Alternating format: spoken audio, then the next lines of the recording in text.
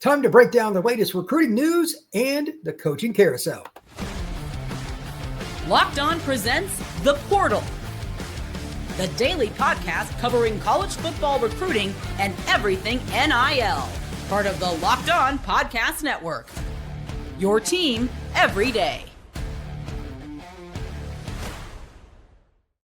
The Portal Podcast, where you get your daily recruiting, NIL, and transfer portal scoop. I'm your host, Brian Smith, longtime college football recruiting analyst. Thank you for making the Portal Podcast a part of your day, each and every day, right here on the Locked On Podcast Network. We're going to be breaking down the latest commitments, decommitments, and then we're going to jump into the coaching carousel from a couple of different angles here. Number one, Matt Campbell and the candidates. Who should you hire and when? Everything's about timing. If you're going to fire somebody, why would you? And is there a better option? And finally, maybe just re-upping somebody. Should you make that move or not? Be careful. Buyer beware. So let's start off with the latest commitments. Shadrick Tootle Jr. out of Mississippi Gulf Coast Community College commits to Auburn. And his brother, Shadarius Tootle, out of Mobile Cottage Christian Academy, has also pledged to the Auburn Tigers. The latter is a linebacker, one of the higher-rated players in the state of Alabama for the class of 26, and his brother, obviously, is a junior college player. So the Tigers get two. Here's the other part. The younger Tootle was originally committed to Auburn, flipped to Georgia, and now he flips back to Auburn. That just shows you how wild recruiting can be, and it's ironic because today I'm going to talk a little bit about Hugh Freeze. Is he going to be at Auburn long-term? There's a lot of things to discuss with the Auburn program. We'll get into that a little bit later. We also have several other players to discuss, whether commitment or decommitment. So let's break that down as well. Evan Weinberg out of Springboro, Ohio, an edge player, 6'3", 230. He has committed to the Cincinnati Bearcats. Kamari Bing, one of the better corners on the East Coast, out of St. Francis Academy, 6 foot, 190 pounds, going to Ohio State. And to be honest with you, I think he's still a little underrated. I know that program is loaded. Ohio State doesn't miss very often on DBs. Maybe Bing's a kid that'll see his ranking go up a little bit, but I thought his film was pretty good. Ohio State does a tremendous job with their evaluation. So congrats to them. And on the decommitment side, this is a little bit different. If you thought that Syracuse could recruit receivers and skill players, absolutely, but they need to increase their ability to get offensive linemen. Roseby, I'm going to probably mispronounce this, Loventus is an offensive lineman, 6'5", 350, out of Timber Creek in Sickleville, New Jersey. He decommitted yesterday from Syracuse. They need to up their ability to run the ball and stop the run. I'm curious to see if they've got a plan to replace him. That's a pretty good football player with a lot of upside. Joey Quinn out of Mount Carmel High School in Chicago, an edge, decommitted from Vanderbilt, 6'6", 250. I'll be curious to see where he ends up. Malik White decommitted from San Diego State. He's out of Rancho Cucamonga in California. That's an offensive lineman that the Aztecs lost. And then Cal, Jaden Crowder, a corner, has decommitted from the Bears. He's at Santa Margarita Catholic, one of the best programs in the Trinity League. Looks like USC is the most likely destination for him. Now, let's talk a little bit about the coaching carousel. And it impacts recruiting, the transfer portal, and everything else. First thing I want to do is bring up Matt Campbell. He's going to be a name that gets mentioned for the Penn State job. Any job in the Midwest or back east, he's originally from Ohio for what it's worth. He played 1 year at Pittsburgh before transferring to Mount Union to finish out his playing career. He's coached at Mount Union. He coached at Bowling Green as a graduate assistant. It's going to be pretty interesting to see where he ends up long-term, because that's a young man that has grown and grown and grown. And it's really not much, in my opinion, that he can do at Iowa State with what their recruiting limitations are that he hasn't already accomplished. So Michigan is allegedly his dream job. But would it be hard to turn down Penn State? I say yes. And I think Penn State should absolutely look at Matt Campbell, because not only does he have a track record with Midwest and Ohio, they recruit those areas very heavily, but he's a guy that I just think from a personality standpoint, Penn State would do pretty well with. Take it for what it's worth. But here's the complete coaching career for one Mr. Matt Campbell. 2003 and 2004, he was a grad assistant at Bowling Green. He went on in 2005 and 6 to go to Mount Union to be the OC and offensive line coach. 2007, he goes to Bowling Green to be the offensive line coach. 2008, Bowling Green, run game coordinator and offensive line. 2009, same job, but he moved over to Toledo. 2010 and 11 at Toledo, offensive coordinator and O-line coach. And then 2012 through 15, he was the head coach of the Rockets before going to Iowa State in 2016. And obviously, he is still the head coach at Iowa State. Should Iowa State make any other moves in terms of his contract or anything else? Sure, you should at least consider it. But Penn State's not a lock to get him, but it's just the overall opportunities. Who knows? And I'll talk about it in a minute. Oklahoma could come open, or any other job could come open. You have to look at it from a broad perspective if you're the administration for Iowa State, because not only would you be losing your most, not just good, but triumphant coach in school history, it would be hard to replace him too. Who would you get to bring in instead of Campbell? They hit a home run when they got him from Toledo. So that's one thing to look at. But if they're going to do something, they need to do it now. Before, like if the Florida job comes open, would that be another one? I know he's not a Southeast guy, but that would still be a hard job to turn down. I think Jedd Fisch is probably the guy for that, but we'll get into that in a minute. But again, Campbell could be somebody you could spot in anywhere. UCLA is probably going to at least make a phone call to his agent. I would imagine any other job in the Midwest, maybe Michigan State, outside chance it comes open, that could be a possibility. All these different jobs fit him in some way, shape, or form based on success. And again, the Midwest schools, Wisconsin, what if it comes open? I think there's a good chance of it. I'm going to talk about them in a minute. Holy cow, are the Badgers in trouble with their upcoming schedule? So Luke Fickell, I think, is going to get fired. But all of these things together leads to one thing. You better make the decision now. Timing is everything. If you're Iowa State, whatever move you need to make to get it done, if you can, it needs to be right now. Otherwise, it's going to be hard to keep him. And the coaching carousel seems to grow every year. So this isn't a one-year deal. This is for a long time. So let's talk about a couple of the other coaches that I just think are really good guys that should be looked at from a broader perspective, not just the state they currently reside in. Alex Golesh at USF. He has ties to the Tennessee program and UCF. So he understands the fast-paced offense that's so in vogue right now in college football. I would imagine that he's going to get a lot of looks in, much like Matt Campbell, probably pretty broad. Would I be shocked if UF fired Billy Napier and Golesh at least got an interview? No. Matter of fact, I would expect it, just among others. John Sumrall, he's the head coach at Tulane. He's done a very good job there. Auburn, I've heard, is one school that could be a possibility if Hugh Freeze ends up not being the coach of the Tigers after this season. That would be an interesting hire. What about the opportunity for Oklahoma or something like that? If it opens, sure, that's a possibility. There are numerous programs where he would be a fit. He's arguably, along with Alex Golesh, the hottest name at the G6 level. Definitely somebody to think about. Sumrall is at Tulane, and again, that's not an easy place to win, but he's doing a pretty good job there.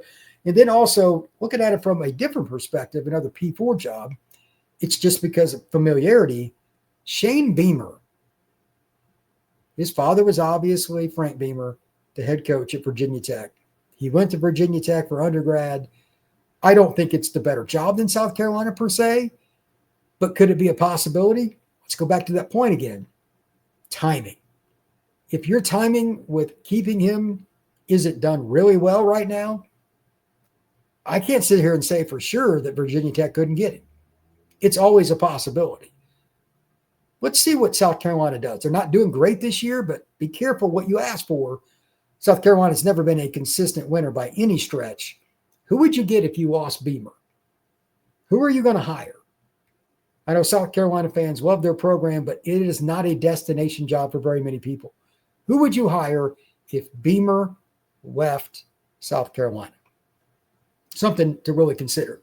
Now I just want to run down the list of coaches that I think are in trouble, talk about the remaining schedules for these teams, and most importantly, kind of go through what my thoughts are on why they could possibly be fired. It's very dicey. And when we get into this, just note that a season, even like Oklahoma, they're 5-1. Things can change quickly based on your schedule. That is next here on the Portal Podcast. Today's show is brought to you by our friends over at Mazda, who crafts cars for those who do simply more than move. You can feel Japanese craftsmanship in every detail, from the metallic accents to available Napa leather upholstery. you can make everyday drives feel like anything but, from smooth handling to intuitive controls. And with all-wheel drive standard in every Mazda SUV, you can drive with confidence through almost any season. Like our players, we sweat every detail, because when you make every move count, impossible becomes irrelevant. Mazda. Move and be moved.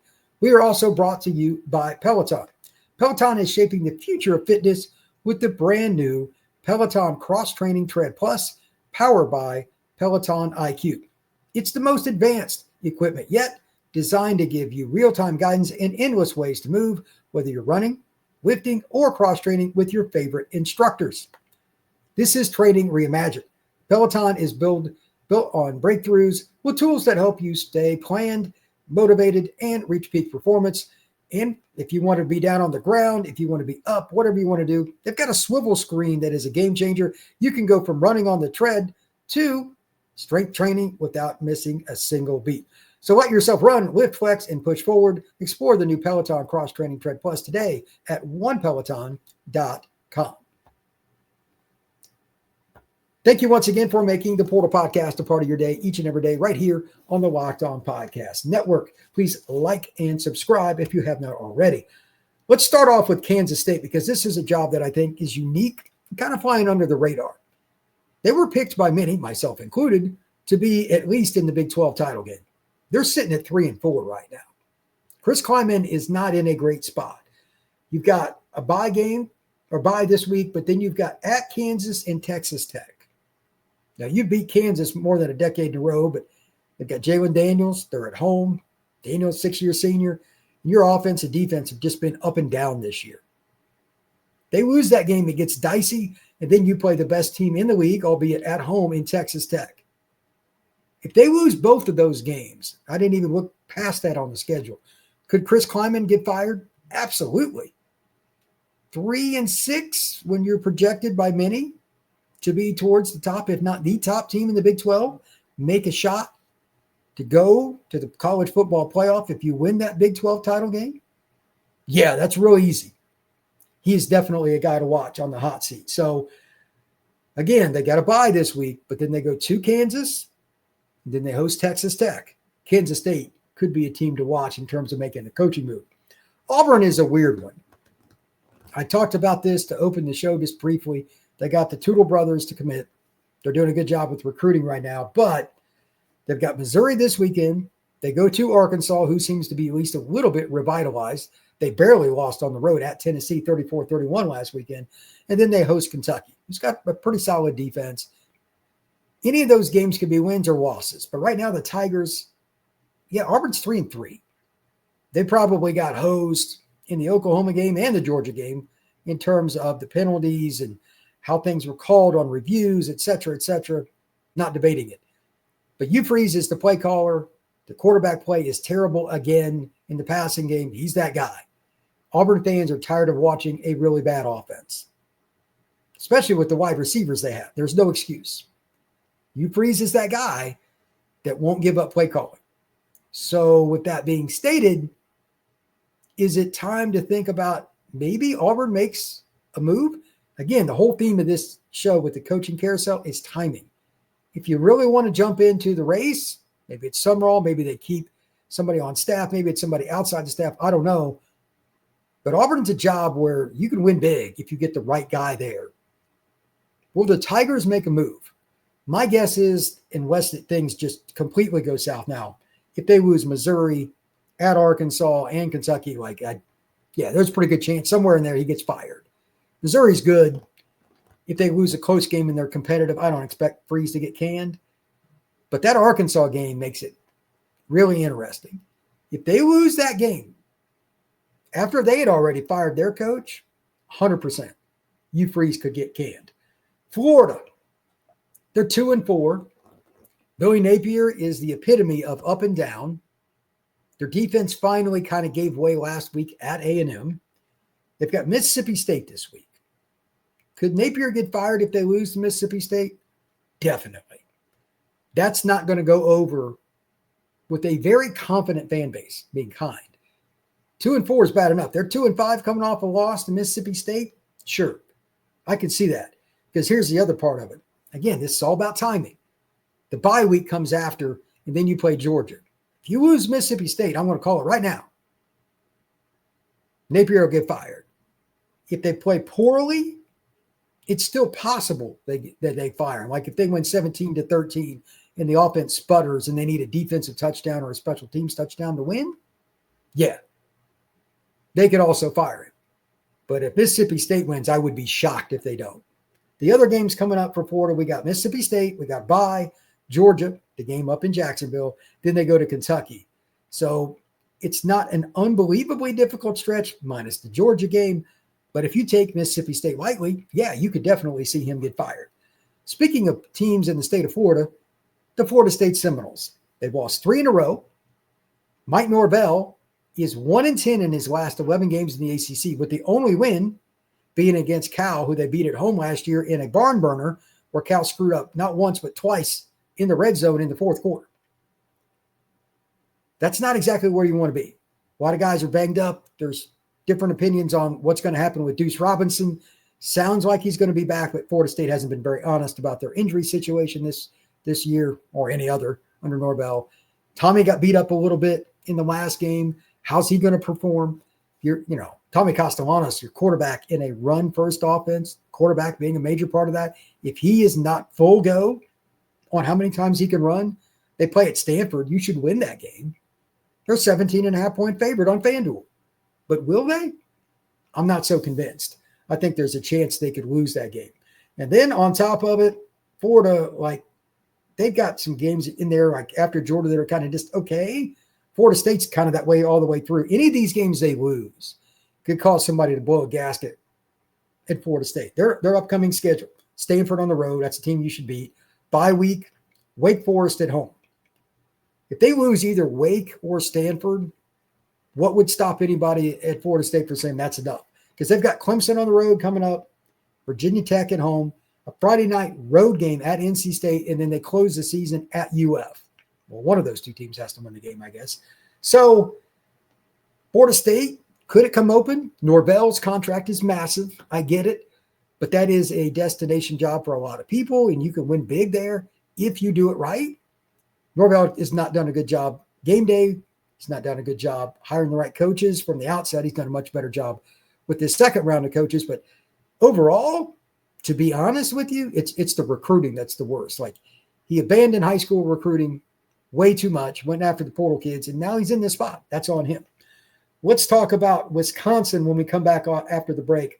Out of all the coaches that I'm going to talk about for the rest of the show, it would be hard for me not to, in some way, shape, or form, say, look, it's bad here. It's really bad here. Are they going to win another game? That's how bad it is at Wisconsin. Their schedule is brutal, being kind. And to be really honest with you, I'm not sure that after they got beat so badly, they lost 37-0. 37-0 in their last game. Is Wisconsin about to make a coaching move? We're going to talk about that next, right here on the Portal Podcast. Today's show is brought to you by our friends at Wayfair. The holidays are going to be here before you know it, which is exciting, but getting your home ready for guests and celebrations can feel like a lot. Maybe you need your serveware needs to get fixed up, maybe a little refresh with the guest room or some new bedding. Wayfair has everything you need to get your home ready for the holidays. Christmas trees, wreaths, bedding, cookware, outdoor inflatables. It's your one-stop shop for everything in your house and maybe outside on your patio too. Wayfair makes it easy to personalize your home for the holidays with a huge selection for every style and budget. And with free and easy delivery on the big stuff too, you can get everything you need without the hassle of all the delivery fees. So you don't have to go to the store and buy a bunch of big bulky stuff. Just have it delivered to your house with Wayfair. Get organized, refreshed, and ready for the holidays for way less. Head to wayfair.com right now and shop all things home. Wayfair.com. Wayfair, every style, every home. We are also brought to you by our friends over at SupplyHouse. When the opening whistle blows on a new repair, get your crew moving forward with SupplyHouse. Order today and see parts on your doorstep tomorrow. Over 280,000 plumbing, HVAC, and electrical items from the most trusted brands in the business. Their real-time inventory and honest lead times help you get all the best things going with the out punting projects, and while their industry-leading customer service always has your blind side covered. If you need parts for a fast project, and we've all been there, you got to have something next day, SupplyHouse can help you with that. Join the free Trade Master program today and score serious perks like priority shipping, lower prices, and dedicated support line. Visit supplyhouse.com to sign up for free and use promo code SHCollege5 for 5% off your first order. That's supplyhouse.com. Real people and real service. All right, let's talk a little bit about Wisconsin. Luke Fickell is cooked. They're not going to win another game this year, in my opinion. Not one. It's college football. I get it. But listen to the schedule for the Badgers. And considering, again, before I go any further, as I noted before the break, they lost 37-0 at home to Iowa, your rival. Wisconsin's upcoming schedule. Good luck here. Ohio State this weekend. Oregon on the road, bye week. That's when I think you'll get fired. Washington at Indiana. Illinois at home, at Minnesota. Now, maybe I don't even care where those games are. If I messed up any of those, who's on the road or whatever, I wouldn't even care. If they played every one of those games at home, I would pick Wisconsin to lose every one of those games. Watching them is painful. I don't think the players believe in the plan on offense, and it's a shame because the defense has had some moments this year. They have. But I think the Iowa game is where the dam started to show some cracks. Iowa's not a juggernaut on offense. They're okay. They can throw it a little bit, and they got some good running backs, really good offensive line. But do we really believe Iowa's a juggernaut? 37-0? Not a good sign. I talk about it a lot. Timing.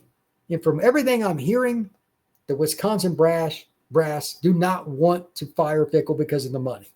I don't know what his contract is. I don't know what the buyout would be. I don't know how messy it would be. But if they don't do it, they're going to lose a lot of their fan base in their recruiting class. Like Amari Latimer, their best running back recruit in a few years, he's probably going to flip to Ohio State, it sounds like. If they don't do it, and they really need to do it in the next couple of weeks, they're going to send a message that they do not care enough about the fans, and that's going to have long-term effects. Be careful what you wish for. There is no friendly way to do this. But when the donations slow down and people stop going to games, you cannot bring him back next year. That is not an option. You're better off to get it done sooner than later. Again, be careful what you wish for. Next up. Now, these next few are going to be a little bit different, especially the last two. But this first one just shows you why schedule and timing is very important. I have no idea what's going to happen with the Maryland football staff. They're 4-2, which isn't bad, and they've lost a couple of close games. But listen to what's going on there in terms of schedule. They got to go across the country to play UCLA. Then they get a bye. Then they host Indiana. Not likely to win the Indiana game, and teams going across country haven't done very well the last couple of years. I like UCLA. They go to Rutgers. That's a toss-up game. They go to Illinois. I'll take the Illini. They got Michigan at home. Possible, but Michigan's definitely better in the trenches, and they finish at Michigan State. They should be able, you would think, to get to a bowl. And if they do, all this is okay. But every year it just seems like Maryland, that staff, whether it's a coordinator, the head coach, whatever, somebody's on the hot seat. Just want to throw it out there. They've done a decent job this year. But the schedule in the Big Ten is real. You've got a hotshot young quarterback. He's really good, the freshman. And if Maryland doesn't get it done to get to a bowl, I could see where they could make a change. I think it's the least likely of these because that's a school that doesn't normally win.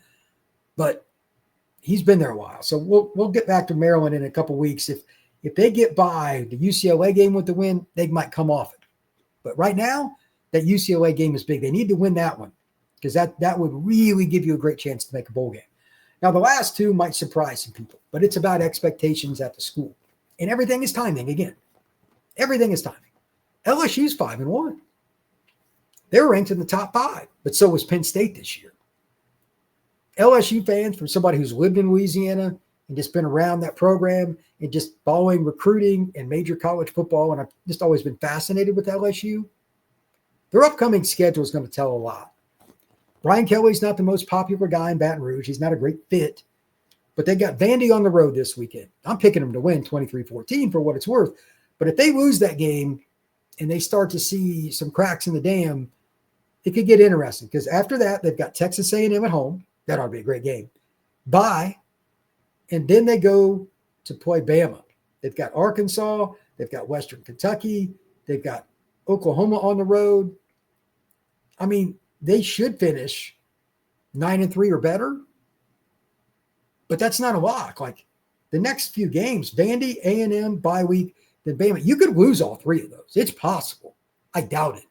But it's possible. If that happens, if they pick up that fourth loss before they even get to the Arkansas game, yeah, Brian Kelly could be in a lot of trouble.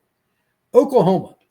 Now, Brent Venables came into the season on the hot seat to begin with, but he brought in Arbuckle, pretty good offense coordinator, and he also brought in John Mateer, the coordinator's favorite quarterback, because he was with him at Washington State. Mateer's hands banged up, that's obvious. But it's also obvious that John Mateer is not seeing the field very well. Great athlete, but their passing game leaves a lot to be desired. I'm being kind. Do I think that Mateer and the Sooners are suddenly going to right the ship? Not really. It's possible. But again, his hands banged up. I'm not sure he's got a lot of confidence. That's part of it. And they're in the SEC. Listen to this schedule. They're going to go visit Lenore Sellers and the South Carolina Gamecocks this weekend in Columbia. It doesn't really get a whole lot easier after that either. The next week, they got Ole Miss. They've got Tennessee on the road. So your next three is really hard. Again, on the road at South Carolina, home to Ole Miss, then they go to Rocky Top. You get a bye week after that. But then it doesn't get any easier after that either. Your last three are at Bama, home to Missouri, home to LSU. Will they win 3 of those games? I would guess yes. Will they win 4? I would say no. And if that is the case, if they go 3-3 in that stretch, that means they get 4 losses. At 8-4, that's that teeter-totter point. I don't think they should get rid of the coaching staff for a lot of reasons. Number one, Mateer's got another year of eligibility. He is nowhere near ready to head to the NFL. He's not. They're in the midst of a change at the athletic director position. I would rather the new AD be hired, have a year to work with Brent Venables and the staff, but I digress. And on top of that, like Blake and some of the other staff members, they've got a really good defensive staff. You're figuring out the offense, but your defensive staff is good. And you would lose some of your key players, some of those D linemen, those underclassmen, if you got rid of Venables. But that's just me. So I think it's a really interesting situation at Oklahoma. I have no idea which direction it's going to go because, again, that schedule again, it's brutal. At South Carolina, Ole Miss, at Tennessee, bye week. Bama is on the road, Missouri at home, LSU at home. All 6 of those games are losable. Absolutely. But you could win any of them too. I have no idea which way that's going to go.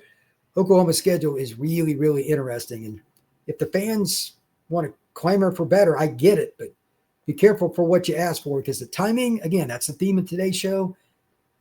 It's not very good.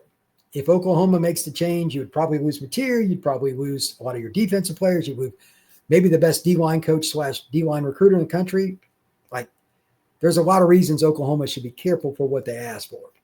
But I digress. When we come back on tomorrow's show, we're going to talk more about the carousel, more about commitments, but I want you to put away a name that hasn't been talked about enough.